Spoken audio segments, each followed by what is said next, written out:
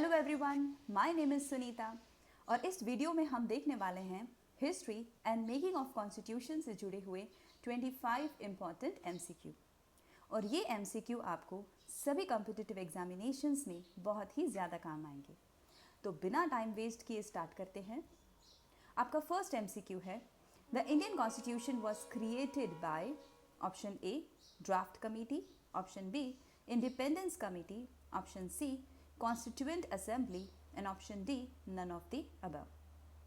तो इसका correct answer है constituent assembly. Question 2, when was the first meeting of constituent assembly held? Option A 9th December 1947, option B 9th Jan 1950, option C 9th December 1946 and option D 26th November 1950। तो इसका correct answer है option C 9th December 1946। On 9th December 1946, the Constituent Assembly met for the first time in the Constitution Hall, also known as the Central Hall of Parliament House। तो इनकी meeting हुई थी constitution hall में और उस दिन पर 207 members were present who signed the register and presented their identity cards। तो पहली मीटिंग में 207 मेंबर्स प्रेजेंट थे। Question number 3, when was the Indian constitution adopted? Question को हमें बहुत ही ध्यान से पढ़ना है। क्वेश्चन में पूछ रहे हैं कि इंडियन कॉन्स्टिट्यूशन को एडॉप्ट कब किया गया था। ऑप्शंस हैं, ऑप्शन ए 26 नवंबर 1949, ऑप्शन बी 24 नवंबर 1950, option C 26 Jan 1950, option D 15 अगस्त 1947। तो इसका करेक्ट आंसर है ऑप्शन ए 26 नवंबर 1949। The Constitution of India was adopted on 26 November 1949 by the Constituent Assembly of India। और इस दिन पर कॉन्स्टिट्यूशन के कुछ प्रोविजंस को तुरंत ही लागू कर दिया गया था। तो वैसे तो कॉन्स्टिट्यूशन में बहुत सारे प्रोविजंस थे, कुछ प्रोविजंस को फिलहाल स्थगित किया गया था और कुछ प्रोविजंस को 26 नवंबर 1949 से ही लागू कर दिया गया था। तो पढ़ते हैं इसके बारे में। The provisions relating to citizenship, elections, provisional parliament, temporary and transitional provisions were given the immediate effect from November 26, 1949. Question 4, when did the Indian Constitution came into force? तो अब क्वेश्चन है कि इंडियन कॉन्स्टिट्यूशन लागू कब से हुआ था। Options है 26 नवंबर 1949, ऑप्शन बी 24 नवंबर 1950, option C 26 Jan 1950, option D 15 अगस्त 1947। तो इसका करेक्ट आंसर है option C 26 Jan 1950। The constitution of India came into force on 26 Jan 1950। और इस दिन पे क्या हुआ, कॉन्स्टिट्यूएंट असेंबली जिन्होंने हमारा कॉन्स्टिट्यूशन बनाया था उनका अस्तित्व इस दिन से खत्म हो गया और कॉन्स्टिट्यूएंट असेंबली परिवर्तन हो गया उसका प्रोविजनल पार्लियामेंट में। तो constituent assembly was transformed into provisional parliament. तो वो पार्लियामेंट की तरह काम कर रहे थे जब तक कि न्यू पार्लियामेंट बनती और न्यू पार्लियामेंट बनी 1952 में। कॉन्स्टिट्यूशन डे के बारे में पढ़ लेते हैं यहाँ पर। तो कॉन्स्टिट्यूशन डे को हम संविधान दिवस भी कहते हैं और हर साल 26 नवंबर को हम कॉन्स्टिट्यूशन डे को मनाते हैं और ये इसलिए मनाया जाता है क्योंकि 26 नवंबर 1949 को क्या हुआ था, कॉन्स्टिट्यूएंट असेंबली ने हमारे कॉन्स्टिट्यूशन को एडॉप्ट किया था। तो कॉन्स्टिट्यूशन को एडॉप्ट करने की याद में ही इसे कॉन्स्टिट्यूशन डे की तरह मनाया जाता है। अब इसको कब से मनाया जाने लगा तो उसके बारे में इंफॉर्मेशन है। The ministry of social justice and empowerment on 19 November 2015 notified the decision of the government of India to celebrate 26th day of November every year as the Constitution Day to promote the constitution values among citizens। तो 19 नवंबर 2015 से हर साल 26 नवंबर को constitution day की तरह मनाया जा रहा है।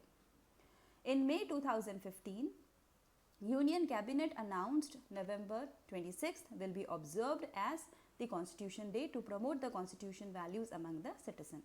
यूनियन कैबिनेट ने भी मई 2015 में फिर अनाउंस कर दिया गया कि हर साल 26 नवंबर को कॉन्स्टिट्यूशन डे की तरह इंडिया में मनाया जाएगा।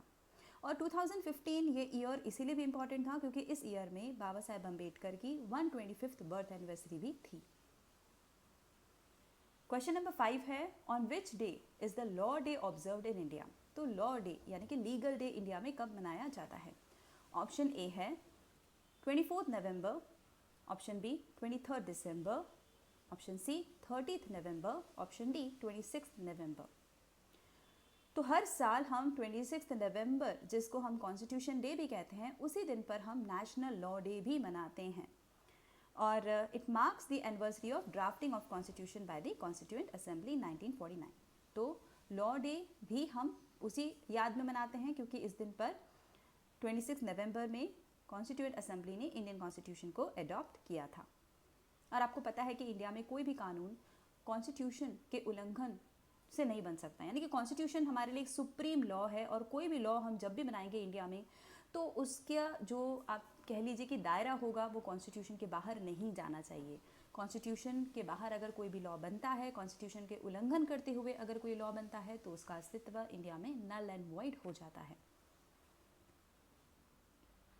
क्वेश्चन नंबर 6 है, the constituent assembly spend dash to prepare the constitution. तो इसके ऑप्शंस हैं 1 year 11 month and 12 day, option B 3 years 3 month and 2 days, option C 2 years 11 month and 18 days, option D 2 years 12 month and 12 days। तो कितने दिन, कितने साल, कितने महीने लगे हैं कॉन्स्टिट्यूएंट असेंबली को हमारा कॉन्स्टिट्यूशन बनाने के लिए? तो इसका करेक्ट आंसर है option C 2 years 11 month and 18 days। लगभग 3 साल का समय लगा हमारा कॉन्स्टिट्यूशन को बनने में और इस 3 साल के समय में 11 सेशंस हुए हैं, जिसमें टोटल अगर हम डेज़ की बात करें तो टोटल 165 डेज़ लगे कॉन्स्टिट्यूशन को बनाने में। इन 165 डेज़ में से 114 डेज़ तो कॉन्स्टिट्यूशन जो है वो ड्राफ्ट कॉन्स्टिट्यूशन को कंसिडर करने में ही लगे। तो आपको याद रखना है 2 years 11 month 18 days। Total days में अगर हमसे पूछते हैं तो 165 डेज़, और अगर ये पूछा जाता है कि कितना समय ड्राफ्ट कॉन्स्टिट्यूशन को कंसिडर करने में लगाया गया तो 114 डेज। आपका 7th क्वेश्चन है, the member of constituent assembly indirectly elected dash from British India, dash from principally state and dash from chief commissioner provinces. तो अब कॉन्स्टिट्यूएंट असेंबली जब बनी थी तो वो इनडायरेक्ट इलेक्शन से बनी थी। तो इनडायरेक्टली इलेक्टेड मेंबर्स जो हैं वो कुछ ब्रिटिश इंडिया यानी कि प्रोविजनल असेंबली से चुने गए थे, कुछ प्रिंसिपली स्टेट से चुने गए थे और कुछ जो है वो चीफ कमिश्नर प्रोविंस से अपॉइंट हुए थे। तो आपको ये बताना है इस क्वेश्चन में कि क्या थे उन मेंबर्स के नंबर्स। तो इसके ऑप्शंस हैं, option A 294, 90 and 4, option B 292, 95 and 5, option C 292, 93 and 4 and option D none of the above. तो इसका करेक्ट आंसर है 292, 93 एंड 4। तो कैबिनेट मिशन ने एक स्कीम रेकमेंड की थी किस तरीके से कॉन्स्टिट्यूएंट असेंबली बननी चाहिए, उसके लिए उन्होंने स्कीम बताई थी। तो उसके लिए 292 मेंबर्स जो हैं वो चुने जाने थे प्रोविजनल लेजिस्लेटिव असेंबलीज से, 93 मेंबर्स को चुना जाना था इंडियन प्रिंसली स्टेट से और 4 मेंबर को चुना गया था चीफ कमिश्नर्स प्रोविंस से।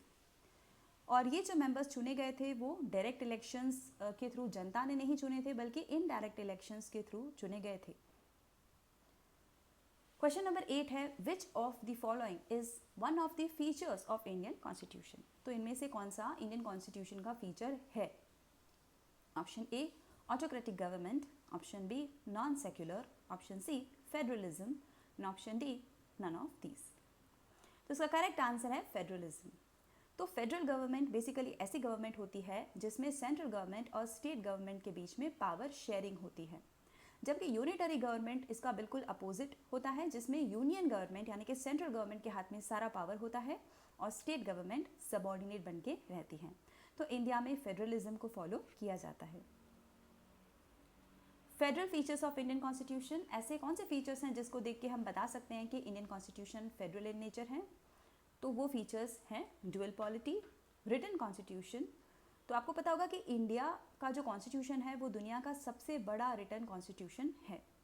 डिवीजन ऑफ पावर्स हैं, तो सेंट्रल गवर्नमेंट और स्टेट गवर्नमेंट के बीच में पावर्स का डिस्ट्रीब्यूशन है और उसकी जो लिस्ट है वो हमें कॉन्स्टिट्यूशन के 7th शेड्यूल में मिलती है। इंडियन कॉन्स्टिट्यूशन सुप्रीम है, मैंने आपको थोड़ी देर पहले ही बताया था कि कोई भी कानून या कोई भी लॉ है या कोई और सरकार जो भी नियम बनाती है, कोई भी आदेश देती है, वो कॉन्स्टिट्यूशन के खिलाफ या कॉन्स्टिट्यूशन से ऊपर नहीं हो सकता। रिजिड कॉन्स्टिट्यूशन, यानी कि यहाँ पे हम ऐसा कह रहे हैं कि कॉन्स्टिट्यूशन जो है उसे अमेंड तो किया जा सकता है, लेकिन उसे अमेंड करना इतना आसान नहीं है। आप जब कॉन्स्टिट्यूशन को अमेंड करते हैं तो उसका बेसिक स्ट्रक्चर आप चेंज नहीं कर सकते। नेक्स्ट है इंडिपेंडेंट जुडिशरी। तो जुडिशरी और एग्जीक्यूटिव बिल्कुल अलग अलग काम करते हैं, और आपको ये पता होगा कि जो सुप्रीम कोर्ट है वो सबसे ऊपर आती है। उसके अलावा है हमारे पास बाय कैमरलिज्म, यानी कि यहाँ पर लोकसभा, राज्यसभा, अपर हाउस और लोअर हाउस हैं हमारे पार्लियामेंट के अंदर। क्वेश्चन नंबर 9 है the word that does not appear in the Indian constitution. तो इसमें से कौन सा ऐसा वर्ड है जो हमें इंडियन कॉन्स्टिट्यूशन में दिखाई नहीं देता? Option A sovereign, option B federal, option C fraternity and option D secular. तो इसका करेक्ट आंसर है फेडरल। तो थोड़ी देर पहले हमने पढ़ा कि इंडियन कॉन्स्टिट्यूशन का नेचर तो फेडरल है, लेकिन फेडरल वर्ड इंडियन कॉन्स्टिट्यूशन में कहीं पे भी दिखाई नहीं देता। इसके अलावा जो बाकी के 3 ऑप्शन हैं, सोवरेन, फेटर्निटी, सेक्युलर, ये हमें दिखाई देते हैं इंडियन के प्रीएम्बल में। कॉन्स्टिट्यूशन का जो प्रीएम्बल है उसमें हमें ये वर्ड्स दिखाई देते हैं। तो preamble declares India to be sovereign, socialist, secular and democratic republic. तो ये सारे वर्ड्स तो हमें कॉन्स्टिट्यूशन में मिल जाते हैं, लेकिन फेडरल ये वर्ड कहीं पे भी इंडियन कॉन्स्टिट्यूशन में नहीं है। Question 10, as a consequence of partition under the plan of dash, those who were elected from the territories that fell under Pakistan ceased to be the member of Constituent Assembly. हैं 14th August 1947, option B 3rd June 1947, option C 9th December 1946 and option D है none of the above। तो इसका correct option है 3rd June 1947। और इसके बारे में कुछ एडिशनल डिटेल्स पढ़ लेते हैं। लॉर्ड माउंटबेटन जो थे वो लास्ट वाइसरॉय थे इंडिया के, और जो ब्रिटिश प्राइम मिनिस्टर उस समय के थे क्लीमेट एटली, उन्होंने लॉर्ड माउंटबेटन को ये टास्क दिया था कि वो जल्दी से जो इंडिया का जो कंट्रोल है, पावर है, जो अभी तक ब्रिटिश गवर्नमेंट के हाथ में था, उसे ट्रांसफ़र करे इंडिया की जो न्यू गवर्नमेंट होगी उसे। तो अब ये करने के लिए लॉर्ड माउंटबेटन ने 1947 मई में एक प्लान बनाया था, एंड इस प्लान में हम देख लेते क्या लिखा हुआ था। So in May 1947, Mountbatten came up with the plan under which he proposed that the provinces to be declared independent successor states and then be allowed to choose whether to join the Constituent Assembly or not. This plan was known as Dickey Bird Plan. तो इस plan में उन्होंने कहा था कि India के जो states हैं वो अब इंडिपेंडेंट हैं और वो ये चूज़ कर सकते हैं कि उन्हें इंडिया का पार्ट बने रहना है या नहीं, और इस प्लान को कहा गया Dickie Bird plan. Jawaharlal Nehru India के इस तरीके से टुकड़े टुकड़े नहीं देख सकते थे, और इन्होंने इस प्लान का खुल के जो है वो अपोजिशन किया, क्योंकि वो ये कह रहे थे कि this would lead to Balkanistan of India. Balkanistan का सिंपल मतलब होता है देश के टुकड़े टुकड़े हो जाना, क्योंकि माउंटबेटन ने अपने प्लान में ये कह दिया था कि इंडिया के जो स्टेट्स हैं वो अब साथ में नहीं है, बल्कि वो तो इंडिपेंडेंट हैं और वो अपनी तरीके से चूज़ कर सकते हैं कि उन्हें कहाँ रहना है कहाँ नहीं। और इस प्लान को अपोज करते हुए जवाहरलाल नेहरू ने कहा था कि ये तो प्लान बल्कान है, इंडिया को तोड़ने का एक प्लान है। और क्योंकि इस प्लान को एक्सेप्ट नहीं किया गया, इसलिए माउंटबेटन एक नया प्लान लेकर आए जिसे कहा गया जून 3 प्लान। यही एक पार्टीशन प्लान है, ये लास्ट प्लान था इंडिया के इंडिपेंडेंस का, और इसे माउंटबेटन प्लान भी कहा जाता है। इस प्लान में प्रिंसिपल ऑफ पार्टीशन के पार्टीशन कैसे होगा, ऑटोनॉमी के प्रोविजंस, सोवेरेनिटी के प्रोविजंस और right to make own constitution, इसके बारे में बातें की गई थी। और इसमें एक चीज़ डिक्लेयर की गई थी कि पार्टीशन के बाद क्योंकि अब मुस्लिम मेजॉरिटी स्टेट पाकिस्तान का पार्ट बन जाएंगे, तो उनके ऊपर जो कॉन्स्टिट्यूएंट असेंबली ने कॉन्स्टिट्यूशन बनाया है उनके ऊपर लागू नहीं होगा, सिर्फ जो इंडिया के अंदर स्टेट्स रह जाएंगे उनके ऊपर ही कॉन्स्टिट्यूएंट असेंबली के द्वारा बनाया गया कॉन्स्टिट्यूशन लागू होगा। नेक्स्ट क्वेश्चन है question number 11, first past the post was adopted from that constitution. तो आपको पता होगा कि इंडियन कॉन्स्टिट्यूशन जब बनाया गया तो दुनिया भर के कॉन्स्टिट्यूशन को रेफ़र किया गया, और उन कॉन्स्टिट्यूशंस में से जो भी अच्छी अच्छी बातें थी उनको लेकर के हमने अपना कॉन्स्टिट्यूशन बनाया गया। तो ये फर्स्ट पास द पोस्ट, ये प्रोविज़न हमने दुनिया के कौन से कॉन्स्टिट्यूशन में से अडॉप्ट किया? तो इसके ऑप्शन है A British constitution, B Irish constitution यानी कि आयरलैंड का constitution, option C French constitution and option D United States constitution. और इसका करेक्ट आंसर है ब्रिटिश कॉन्स्टिट्यूशन। इंडियन कॉन्स्टिट्यूशन ने अलग अलग कंट्रीज़ में से अपना कॉन्स्टिट्यूशन बनाया है और ये कंट्रीज़ हैं USA, Canada, Ireland, Australia, France, Germany, South Africa, Japan and etcetera. 12th question है आपके लिए, after partition the member of constituent assembly were reduced to 299 of which dash were actually present on 24th November 1949 and appended their signature to the constitution as final draft। तो partition plan की वजह से हमने already देखा कि जो total membership थी वो तो रिड्यूस हो करके 299 हो गई, क्योंकि कुछ लोग जो पाकिस्तान की टेरिटरी में से अपॉइंट हुए थे वो तो छोड़ के चले गए, तो 299 बच गए मेंबर्स कॉन्स्टिट्यूएंट असेंबली से, और उसमें से भी सारे लोगों ने कॉन्स्टिट्यूशन में साइन नहीं किया। तो कितने लोग एक्चुअली प्रेजेंट थे 24 नवंबर को 1949 के दिन और साइन किया, वो हमें नंबर बताना है यहाँ पर। तो इसके ऑप्शंस हैं, option A 280, option B 258, option C 284 and option D है 246। तो इसका करेक्ट आंसर है ऑप्शन सी 284। तो हमने ऑलरेडी देखा था कि कैबिनेट मिशन ने एक प्लान बनाया था कि जिसके थ्रू हम बताया गया था कि कैसे कॉन्स्टिट्यूएंट असेंबली के मेंबर्स सिलेक्ट होंगे। तो टोटल मेंबरशिप होनी थी कॉन्स्टिट्यूएंट असेंबली की 389। कुछ लोग हमने अभी देखा कि पाकिस्तान के मेंबर होने की वजह से ये मेंबरशिप रिड्यूस होकर 299 हो गई और पार्टीशन प्लान की वजह से ये हुआ, और बाद में 284 ही लोगों ने कॉन्स्टिट्यूशन पे साइन किया। क्वेश्चन नंबर 13 है, who was the temporary president of constituent assembly? Temporary president कौन थे? तो ऑप्शन ए है Rajendra Prasad, option B Gandhi ji, option C Jawaharlal Nehru and option D Sachchidananda Sinha. तो इसका करेक्ट आंसर है ऑप्शन डी सचिदानंद सिन्हा। तो डॉक्टर सचिदानंद सिन्हा ये बेसिकली ओल्डेस्ट मेंबर थे उस समय के कॉन्स्टिट्यूएंट असेंबली के, और इसीलिए उन्हें फ्रेंच प्रैक्टिस यानी कि फ्रेंच प्रैक्टिस में ऐसा होता है कि जो भी प्रेजेंट मेंबर्स है उनमें से जो भी एज में सबसे बड़े हैं उन्हें प्रेसिडेंट अपॉइंट कर दिया जाता है। तो इसी वजह से उस समय सचिदानंद सिन्हा को टेम्पररी बेस पे एज के बेस पे उन्हें प्रेसिडेंट अपॉइंट किया गया था। Who was the permanent president of constituent assembly? अब परमानेंट प्रेसिडेंट कौन अपॉइंट हुए थे? सचिदानंद सिन्हा तो टेम्पररी प्रेसिडेंट थे, तो परमानेंट कौन थे? तो ऑप्शन ए है राजेंद्र प्रसाद, ऑप्शन बी है गांधी जी, ऑप्शन सी है Jawaharlal Nehru and option D है सचिदानंद सिन्हा। तो इसका करेक्ट आंसर है ऑप्शन ए राजेंद्र प्रसाद। और इसके अलावा इम्पॉर्टेंट इन्फॉर्मेशन में एच.सी. मुखर्जी और वी.टी. कृष्ण रामाचारी ये दोनों अपॉइंट हुए थे वाइस प्रेसिडेंट की पोस्ट पर। Question number 15, dash passed the objective resolution in the constituent assembly? तो कॉन्स्टिट्यूएंट असेंबली में ऑब्जेक्टिव रेजोल्यूशन को किसने प्रेजेंट किया था? तो इसके ऑप्शंस हैं, option A Gandhi ji, option B Jawaharlal Nehru, option D doctor B R. Ambedkar and option D है नन ऑफ द अबव। तो इसका करेक्ट आंसर है जवाहरलाल नेहरू, ऑप्शन बी। तो जवाहरलाल नेहरू जी ने 13 दिसंबर 1946 को ऑब्जेक्टिव रेजोल्यूशन कॉन्स्टिट्यूएंट असेंबली के सामने रखा, और इस ऑब्जेक्टिव रेजोल्यूशन में basically fundamentals and philosophy of constitutional structure included थे, और इस ऑब्जेक्टिव रेजोल्यूशन को यूनानिमसली अडॉप्ट किया गया था ऑन जैन 22, 1947, और यही ऑब्जेक्टिव रेजोल्यूशन आगे चल के इंडियन कॉन्स्टिट्यूशन का प्रीएम्बल बना। Question number 16, the drafting committee has dash members? तो ड्राफ्ट कमिटी में टोटल कितने मेंबर्स थे? ऑप्शन ए हैं 6, बी 5, सी 7 एंड डी 2। तो इसका करेक्ट आंसर है ऑप्शन सी 7 मेंबर्स। तो ड्राफ्ट कमेटी में टोटल 7 मेंबर्स थे, और इन मेंबर्स के नाम भी हमारे लिए इंपॉर्टेंट हो जाते हैं। तो ये मेंबर्स थे Alladi Krishna Swami Ayyar, N Gopal Swami, B R. Ambedkar, K M. Munshi, Mohammad Saadulla, B L. Mitter and D P. Khaitan. तो ये नाम भी आपको याद रखने हैं।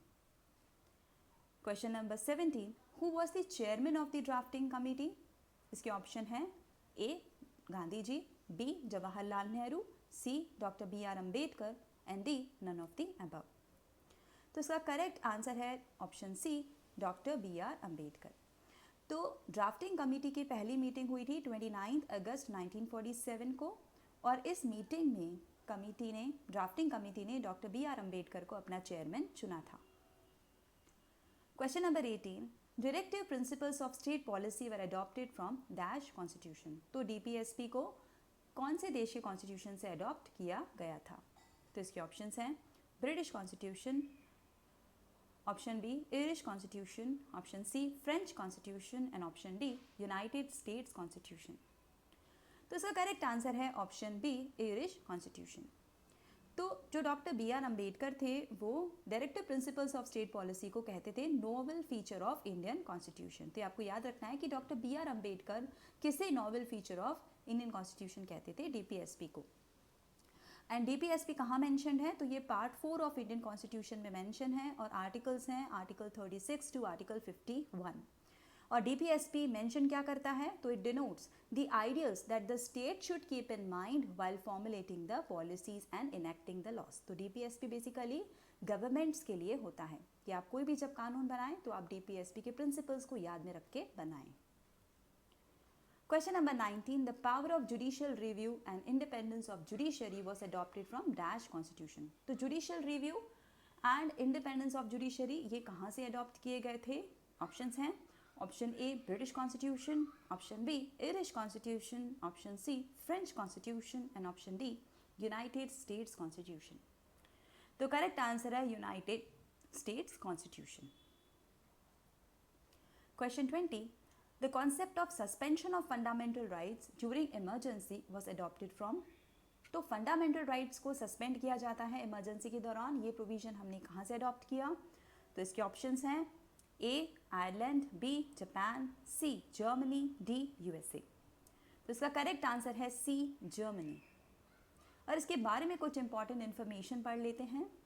The feature of suspension of fundamental rights during emergency was taken from Weimar Constitution of Germany। तो इसे वीमर कॉन्स्टिट्यूशन भी कहा जाता है। ये जो इमरजेंसी के जो प्रोविजंस हैं वो कहाँ पे मेंशन है हमारे कॉन्स्टिट्यूशन में? तो they are mentioned in part 18 of the constitution and from articles 352 to article 360। अब इन प्रोविजंस में क्या होता है? It enables the central government to meet the abnormal situation effectively. तो इमरजेंसी यानी कि कुछ तो एबनॉर्मल देश में चल रहा होगा, तो उस सिचुएशन से निपटने के लिए सेंट्रल गवर्नमेंट को कुछ पावर्स मिल जाते हैं इमरजेंसी लगाने पर। The reason behind the incorporation of this provision in the constitution is to safeguard the sovereignty, unity, integrity, security of the country, the democratic and political system and the constitution. तो देश की sovereignty, unity, security को बचाने के लिए, constitution को बचाने के लिए बेसिकली इमरजेंसी प्रोविजंस का सहारा लिया जाता है। इमरजेंसी के दौरान हम देखते हैं कि फेडरल स्ट्रक्चर जो है वो यूनिटरी स्ट्रक्चर में कन्वर्ट हो जाता है बिना किसी अमेंडमेंट के। कहने का मतलब है कि इमरजेंसी लगते ही सेंट्रल गवर्नमेंट स्टेट गवर्नमेंट से बहुत ही ज़्यादा पावरफुल हो जाती है। सेंट्रल गवर्नमेंट स्टेट गवर्नमेंट को टोटल कंट्रोल करती है। क्वेश्चन नंबर 21 है the concept of provision of amendment was adopted from. तो कॉन्स्टिट्यूशन को अमेंड किया जा सकता है, ये अमेंडमेंट का प्रोविजन हमने कहाँ से लिया? Option A Ireland, B South Africa, C Japan, D Germany. Correct option है ऑप्शन बी साउथ अफ्रीका। तो आपको याद रखना है कि अमेंडमेंट के प्रोविजन के साथ साथ the election of members of Rajya Sabha के मेंबर्स का जो इलेक्शन का प्रोसीजर है वो भी हमने साउथ अफ्रीका के कॉन्स्टिट्यूशन से ही अडॉप्ट किया है। 22 the idea of rule of law was adopted from dash constitution. तो रूल ऑफ लॉ यानी कि लॉ सबसे ऊपर है, ये कॉन्स्टिट्यूशन का जो प्रोविजन है वो हमने कौन से देश के कॉन्स्टिट्यूशन से अडॉप्ट किया है? ये है ब्रिटिश कॉन्स्टिट्यूशन से, बी आयरिश कॉन्स्टिट्यूशन से, सी फ्रेंच कॉन्स्टिट्यूशन से या फिर डी यूनाइटेड स्टेट्स कॉन्स्टिट्यूशन से। तो आपका करेक्ट आंसर है A British constitution. Rule of law ये कहता है कि जो भी हमारी अथॉरिटीज़ हैं वो कोई भी आर्बिट्री एक्शंस नहीं ले सकती, तो कोई भी एक्शन अगर लेना है तो वो कानून के दायरे में ही लेना होगा। ये जो प्रोविज़न है वो सिटीजन्स को बचाता है गवर्नमेंट की जो तानाशाही से। तो rules and regulations are laid down by the government, वो सभी के लिए इक्वल होंगे। सरकार किसी को भी कहते हैं कि प्रेफरेंस या प्रायोरिटी नहीं दे सकती, सबके लिए कानून क्या होना चाहिए, बराबर होना चाहिए। No one is treated with extra perks and benefits under the law, कानून की नज़र में सब एक हैं।